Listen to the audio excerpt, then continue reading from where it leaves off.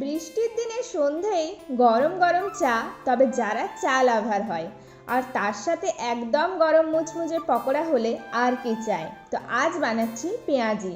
প্রথমে পেঁয়াজগুলোকে ভালোভাবে ধুয়ে নিয়ে এরকম পাতলা পাতলা স্লাইস করে কেটে নিয়েছি।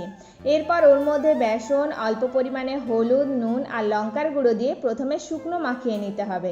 এরপর হালকা হালকা করে জল দিয়ে মাখিয়ে নিলাম, খুব একটা বেশি কিন্তু জল দিও না, দেখো কীরকম হয়েছে।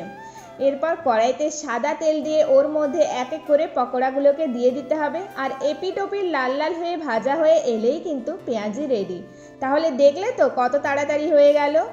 জানালার ধারে বসে বৃষ্টি দেখতে দেখতে একটা পছন্দের গান চলবে, আর সাথে প্রিয় মানুষটা থাকবে, আহা জমে যাবে একদম। বা সবাই মিলে একসাথে বসে গল্পের আসরটা জমালেও কিন্তু মন্দ হয় না। দেখো গল্প করতে করতে কিন্তু আমাদের পেঁয়াজি একদম রেডি হয়ে গেছে। আর এখন তো বিকেল হলেই বৃষ্টি আসছে প্রায় দিনই। তো চলো আজ এখানেই শেষ করছি, টাটা।